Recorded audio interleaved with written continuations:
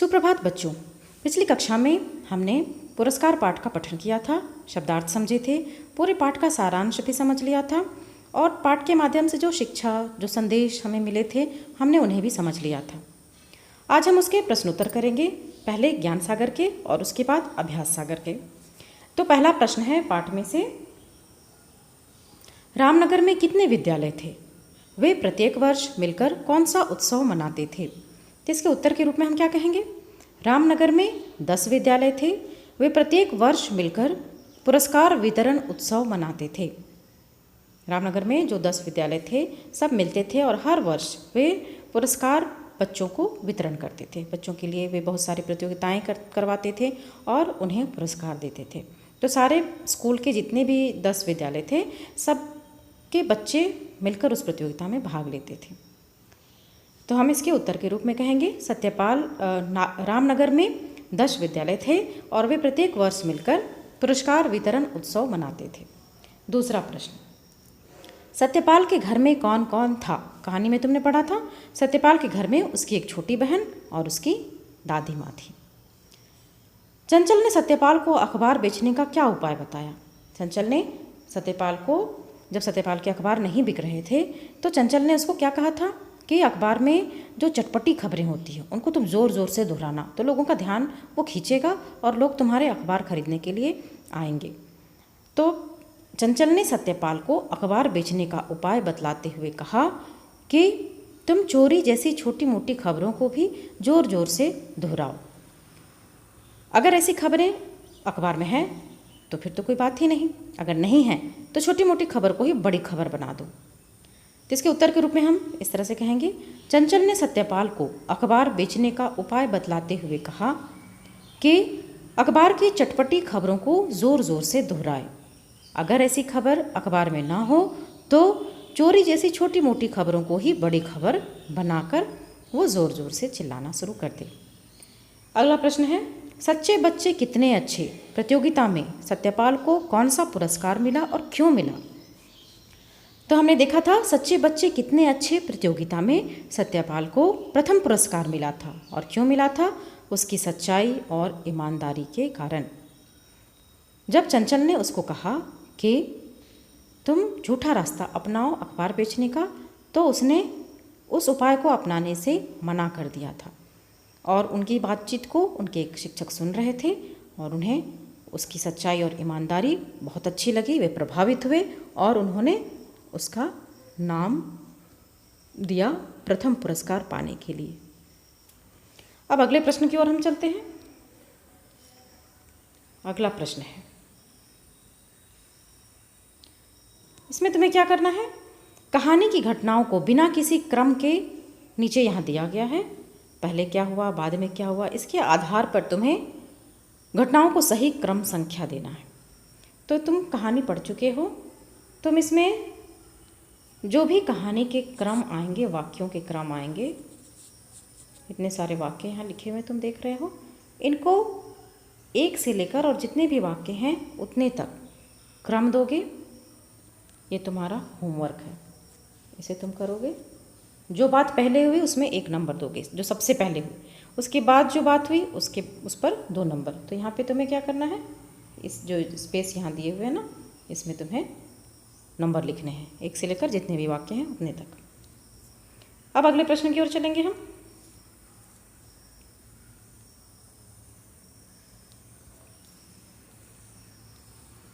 हमारा अगला प्रश्न है बातचीत के लिए, ये मौखिक है। सत्यपाल क्या बेचता था और क्यों? तो सत्यपाल क्या बेचता था? सत्यपाल अखबार बेचता था क्योंकि उसके घर में उसकी छोटी बहन और एक बूढ़ी दादी थी। घर के खर्च को चलाने के लिए वह अखबार बेचता था। सत्यपाल में आपको क्या क्या गुण नजर आए? सत्यपाल में हमें क्या क्या गुण नजर आए? सत्यपाल एक सच्चा इंसान था, एक सच्चा बच्चा था, अच्छाई के रास्ते पर चलता था और उस रास्ते को किसी भी कीमत पर छोड़ना उसे गवारा नहीं था, उसे मंजूर नहीं था, चाहे वो कितनी भी गरीबी झेल रहा हो, निर्धनता झेल रहा हो, लेकिन सच्चाई के रास्ते से वह नहीं डिगा। इसका मतलब वो क्या है? एक बहुत ही मजबूत बच्चा भी है। वो भीतर से क्या है? मन से बहुत मजबूत है, उसके अंदर आत्मविश्वास है, कि मैं बिना किसी झूठ का सहारा लिए ही अपना काम कर सकता हूँ। किसी उस प्रतियोगिता के बारे में बताइए जिसमें आपको कोई पुरस्कार मिला हो। तो ये तुमसे पूछा गया है। तुम वाक्यों को सही तरीके से सजाकर बोलना सीखोगे। जैसे ये प्रश्न है, किसी उस प्रतियोगिता के बारे में बताइए जिसमें आपको कोई पुरस्कार मिला हो। तो तुम पहले प्रतियोगिता के बारे में बताओगे, तुमने उसमें भाग लिया, कब हुआ था ये प्रतियोगिता और कौन सा पुरस्कार तुम्हें मिला था। तो वाक्यों को सहेज कर एक क्रम से सजाकर लिखने की प्रैक्टिस कर सकते हो और बोलने की प्रैक्टिस करो। चौथा है, यदि आपको विद्यालय में प्रतियोगिताओं के आयोजन की जिम्मेदारी दी जाए तो आप कौन सी प्रतियोगिता का आयोजन करना पसंद करेंगे और क्यों करेंगे। इसमें भी तुम्हीं से पूछा गया है, तुम्हारा व्यक्तिगत सवाल है, इसे तुम इसका उत्तर भी तैयार करोगे। अगला प्रश्न, अनुमान और कल्पना। इसमें तुम्हें कल्पना करने के लिए कहा गया है, इमेजिन करने के लिए कहा गया है, क्योंकि कल्पना से बहुत सारी बातों को हम सच कर दिखाते हैं। बड़े बड़े जो वैज्ञानिक आविष्कार होते हैं तो पहले लोग कल्पना करते हैं। हवाई जहाज़ को ही ले लो, लोग सोचते होंगे कि काश हम हवा में उड़ पाते, और एक इंसान ने इसको बड़ी दिमाग लगाकर सोचा कि हम हवा में क्यों नहीं उड़ सकते, और उसने प्रयास किया और धीरे धीरे लोग उससे जुड़ते चले गए और प्रयास करते करते आज तुम देख रहे हो कितने अच्छे अच्छे हवाई जहाज़ हवा में उड़ते हैं, लोग सफ़र करते हैं, मीलों दूर चले जाते हैं, समुद्र लांग गए, है ना। तो इस तरह से कल्पना करनी बहुत अच्छी बात है। तो क्या क्या कल्पना करोगे। सत्यपाल चंचल के उपाय को मान लेता तो क्या होता।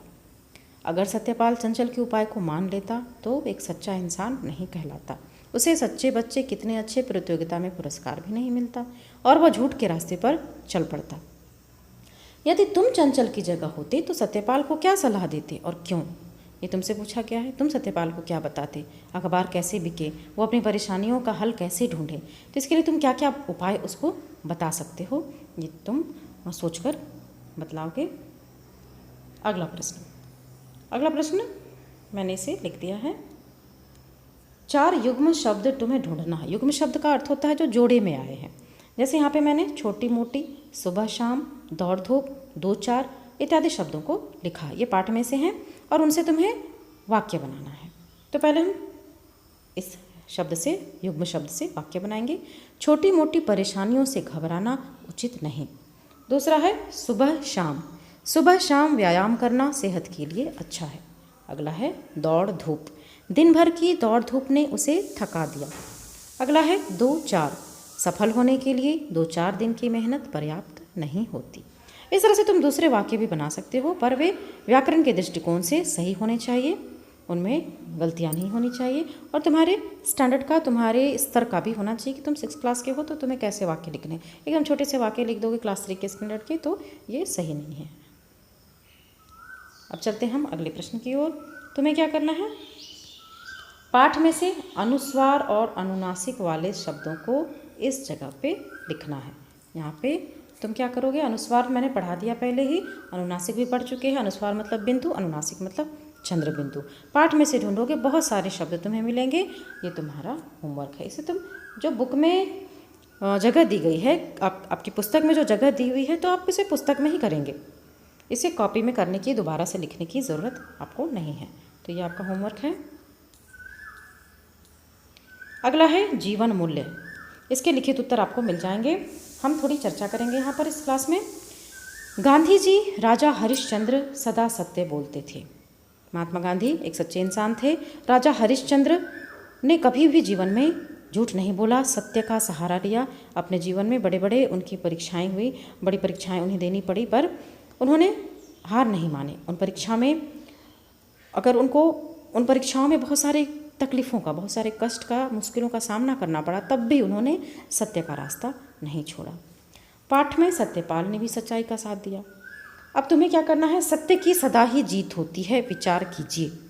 तो तुम्हें इस पर सोचना है, विचार करना है और बतलाना है कि सत्य की क्या सदा ही जीत होती है, क्या क्या मुश्किलें आती हैं और अंत में क्या होता है। तो इस तरह से तुम अपने विचार यहाँ प्रकट करने हैं, तुम्हें इसको लिखना नहीं है। दूसरा, हम सबको जीवन में आई कठिन परिस्थितियों में भी सदा सच बोलने का प्रण क्यों लेना चाहिए।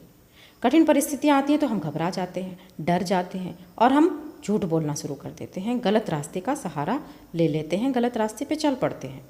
तो क्या ये सही है? तो तुम्हें कठिन परिस्थितियों में भी घबराना नहीं है और ये सोच लेना है कि मैं हमेशा ही सच बोलूँगा। क्यों सच बोलूँगा?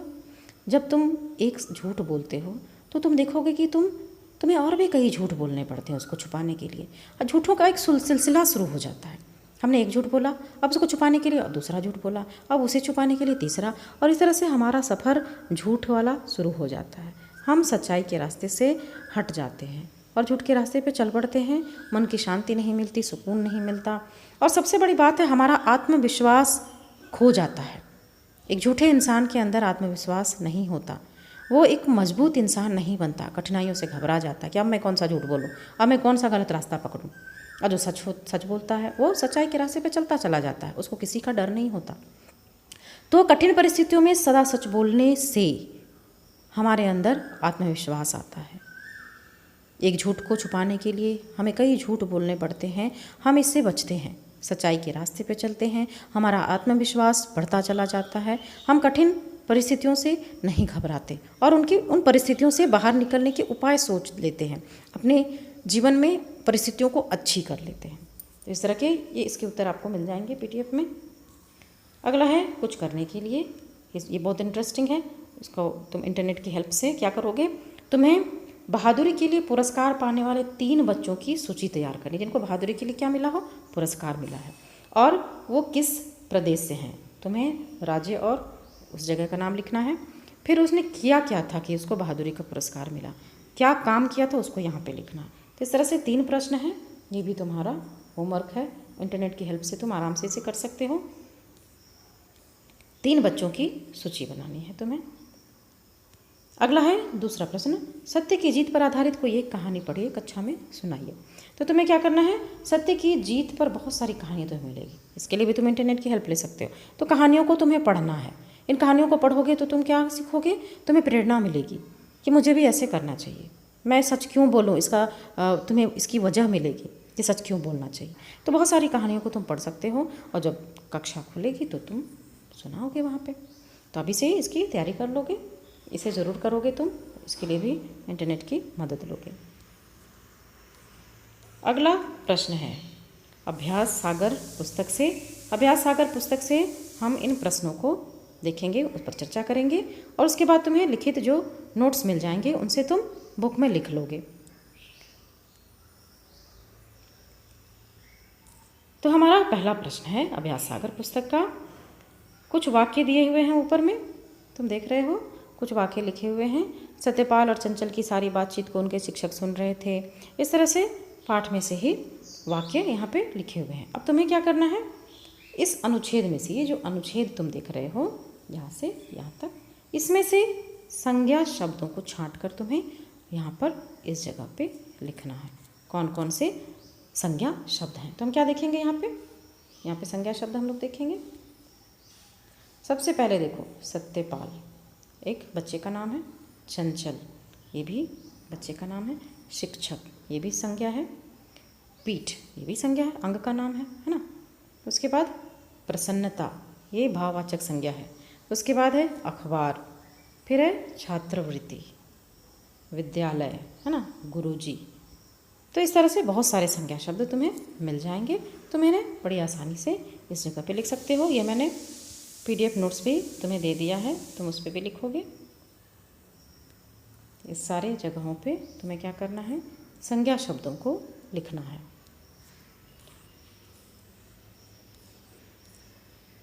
अब चलते हम अगले पृष्ठ पर, अगले प्रश्न की ओर। दूसरा प्रश्न, नीचे दिए गए वाक्यों में मोटे काले शब्दों का प्रयोग किन संज्ञा शब्दों के लिए हुआ है। तो हम क्या देखेंगे, सर्वनाम मैंने पढ़ा दिया है, अब ये प्रश्न तुम्हें सर्वनाम की ओर ले जाएगा। ठीक है, पहला वाक्य, सत्यपाल और चंचल की सारी बातचीत उनके एक शिक्षक सुन रहे थे। अब ये उनके किसके लिए प्रयोग हुआ, यहाँ पे तुम्हें लिखना है सत्यपाल और चंचल के लिए। सत्यपाल की सच्चाई देखकर वे गदगद हो उठे। कौन गदगद हो उठे थे, शिक्षक। तो शिक्षक यहाँ लिखोगे। उन्होंने सत्यपाल की पीठ ठोकी, किन्होंने ठोकी थी, शिक्षक ने। आज के बाद तुम्हें अखबार बेचने के लिए दौड़ धूप नहीं करनी पड़ेगी, तुम्हें मतलब सत्यपाल को।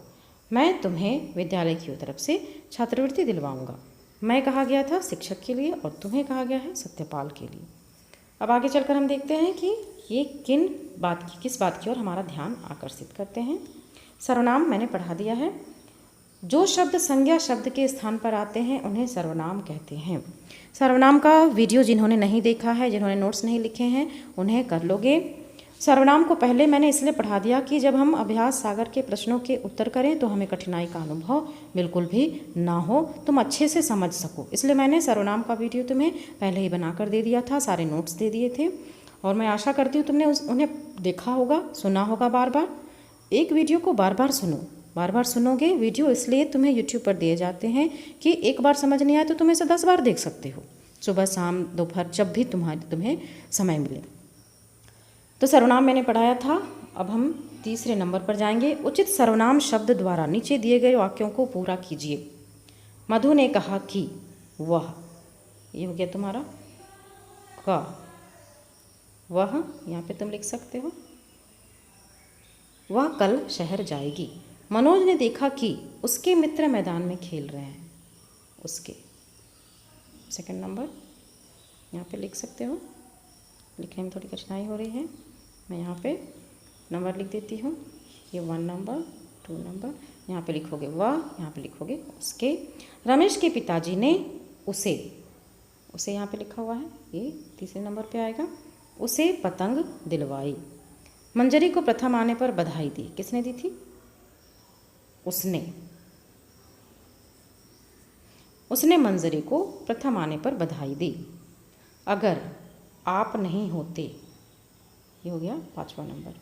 अगर आप नहीं होते तो आज हम नहीं बचते। इस तरह से सर्वनाम शब्दों से हम खाली स्थान भर देंगे। अगला प्रश्न है, चौथा प्रश्न। तुम्हें क्या करना है? वाक्यों को बहुवचन रूप में लिखना है, वाक्यों को बदल देना है और पूरे वाक्य को बहुवचन रूप में लिखना है। वह जा रही है, तो यहाँ पे क्या लिखोगे? वे जा रही हैं। दूसरा है, उसने मेरी पुस्तक उठाई। उन्होंने हमारी पुस्तकें उठाई। अगला वाक्य हम देखेंगे। मैंने रूपा को गुब्बारा दिया। क्या लिखेंगे? मैंने रूपा को गुब्बारे दिए। जिसे लड्डू चाहिए वह आगे आए। क्या लिखोगे? जिन्हें लड्डू चाहिए वे आगे आए। यह खिलौना किसके लिए है? क्या लिखोगे? यह खिलौना किनके लिए है। इस तरह हम वाक्यों को बहुवचन के रूप में लिखकर अगले प्रश्न की ओर चलेंगे।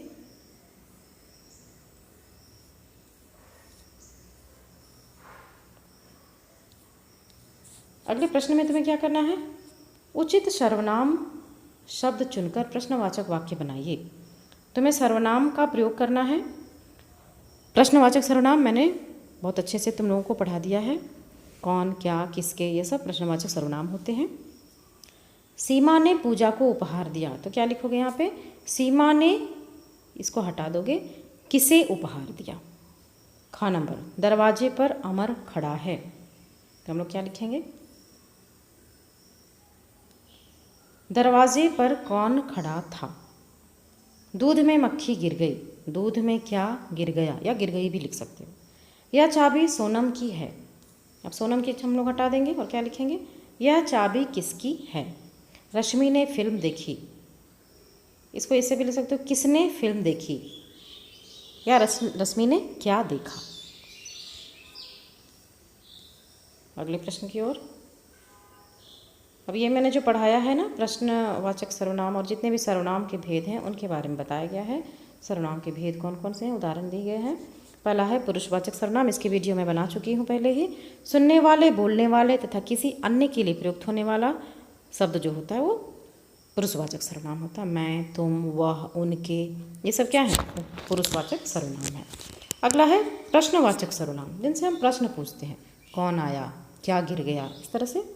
अनिश्चयवाचक सर्वनाम, जिन सर्वनाम शब्दों से किसी निश्चित वस्तु व्यक्ति का बोध नहीं होता, जैसे कोई आया है, कुछ गिर पड़ा है, या कुछ वहाँ गिरा हुआ है। इस तरह से वाक्य बनाते हैं सर्वनाम शब्दों का प्रयोग करके। अगला है, देखोगे, निश्चयवाचक सर्वनाम। निश्चयवाचक सर्वनाम चौथा भेद होता है। निकट या दूर की वस्तु व्यक्ति के लिए प्रयुक्त होने वाले सर्वनाम शब्दों को निश्चयवाचक सर्वनाम, जैसे यह मेरी कलम है। वह मेरी पुस्तक है, वह वहाँ जा रहा है। इस तरह से हम लोग पढ़ते हैं। अगला है संबंधवाचक सर्वनाम, जो किसी सर्वनाम का दूसरे सर्वनाम से संबंध बताए।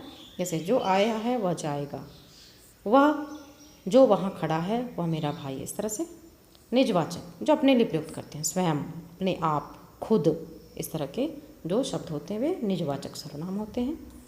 छठा प्रश्न,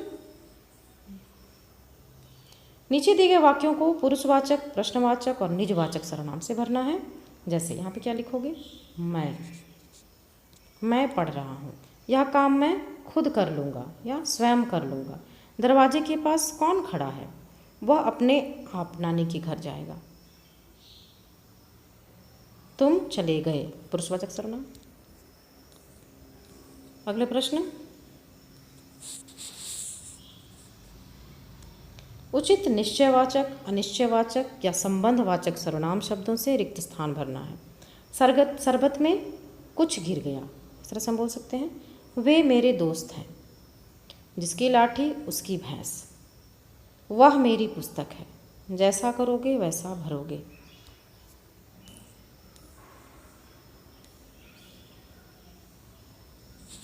अगला है 9वां नंबर, विलोम शब्द से तुम्हें भरना है। निर्धन का विलोम होता है धनी, बेचना का खरीदना, योग्य अयोग्य, चूक अचूक। इस तरह से विलोम शब्दों से हमें खाली स्थान भरने हैं। अगला प्रश्न है, तुम्हें क्या करना है, लिंग बदलना है। गुणवान का लिंग बदलकर स्त्रीलिंग, मतलब ये पुरुषवाचक पुल्लिंग लिखे हुए हैं, तुम्हें स्त्रीलिंग बनाना है। गुणवान गुणवती, अभिनेता अभिनेत्री, सम्राट साम्राज्ञी, विद्वान विदुषी। इस तरह से हमने लिंग बदल दिए सारे शब्दों के। अब अगला है अंतिम प्रश्न, पत्र लेखन। छात्रवृत्ति लेने के लिए अपने विद्यालय के प्रधानाचार्य को प्रार्थना पत्र लिखना है। तो कैसे लिखोगे, सेवा में प्रधानाचार्य महोदय, यहाँ पे डीएवी पब्लिक स्कूल, यहाँ पे लिखोगे खूंटी। ये भी मैं तुम्हें लिखित नोट्स तुम्हें भेज दूँगी। यहाँ विषय क्या लिखोगे, छात्रवृत्ति लेने के लिए पत्र। आगे हम लोग चलेंगे, महोदया क्या लिखोगे यहाँ पे, सविनय निवेदन है। सविनय निवेदन है कि मैं आपके विद्यालय में 6ठी कक्षा का एक छात्र हूँ। मेरे पिताजी अस्वस्थ होने के कारण कुछ महीनों से कार्यालय जाने के लिए असमर्थ हैं। मेरी माँ बड़ी मुश्किल से हमारे घर का खर्च चला पाती हैं। मेरे घर में मेरे 3 भाई बहन और हैं, अतः मैं आर्थिक तंगी की वजह से अपना अध्ययन जारी रखने में स्वयं को असमर्थ पा रहा हूँ। अतः आपसे मेरी प्रार्थना है कि आप मुझे विद्यालय की ओर से छात्रवृत्ति दिलवाने की कृपा करें। मैं इस कृपा के लिए आपका आभारी रहूँगा। यहाँ पे तुम्हें अपना नाम लिखना है, आपका आज्ञाकारी छात्र, यहाँ नाम लिखोगे, कक्षा, अनुक्रमांक मतलब तुम्हारा रोल नंबर, उसके बाद नीचे दिनांक लिख दोगे इस जगह पे। तो इस तरह से इस पाठ में इतने सारे प्रश्न थे, हमने सारे प्रश्नों के उत्तर पर चर्चा की। लिखित नोट्स मिल जाएंगे, उन्हें बुक पर, कॉपी पर, जहाँ भी लिखने की ज़रूरत हो तुम उन्हें लिख दोगे। आज की कक्षा में इतना ही, धन्यवाद।